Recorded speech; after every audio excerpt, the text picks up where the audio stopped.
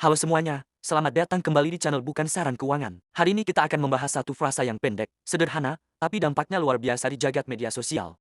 Sebuah frasa yang sering muncul tepat sebelum suasana diskusi berubah jadi panas. Kalimat itu adalah, menurut keyakinan saya. Secara harfiah, menurut keyakinan saya itu kan kalimat yang sangat sopan. Isinya cuma satu pesan, ini pandangan pribadi saya. Tapi di internet, kalimat ini mengalami evolusi makna.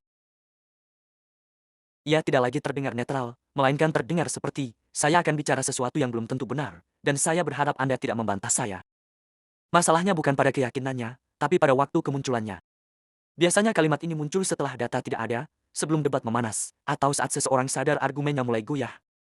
Nah, kenapa ini jadi lucu? Netizen itu sebenarnya sederhana. Kalau melihat pola yang berulang, apalagi diucapkan dengan nada serius berlebihan, maka itu saja di meme. Bayangkan kalimat ini diucapkan dengan suara berat. Menurut keyakinan saya, bumi itu datar. Atau versi sehari-hari, menurut keyakinan saya, Indomie lebih enak tanpa nasi. Kalimatnya sama, tapi bobotnya beda. Disinilah letak humornya. Frasa yang harusnya dipakai untuk refleksi pribadi, dipakai untuk menyampaikan klaim besar tanpa fondasi yang sama besarnya.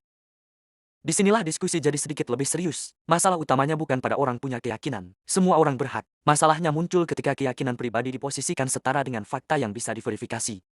Kalimat menurut keyakinan saya sering dipakai sebagai tameng untuk menyamakan dua hal yang sebenarnya berbeda. Padahal, keyakinan itu tidak wajib disetujui orang lain, sedangkan fakta bisa diuji, dikritik, dan dikoreksi.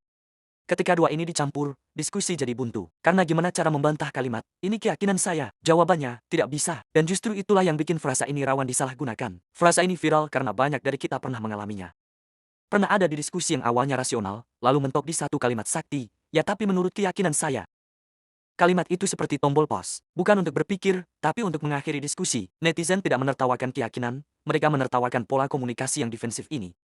Meme tentang menurut keyakinan saya sebenarnya bukan sekadar lelucon, itu bentuk kritik sosial yang lembut.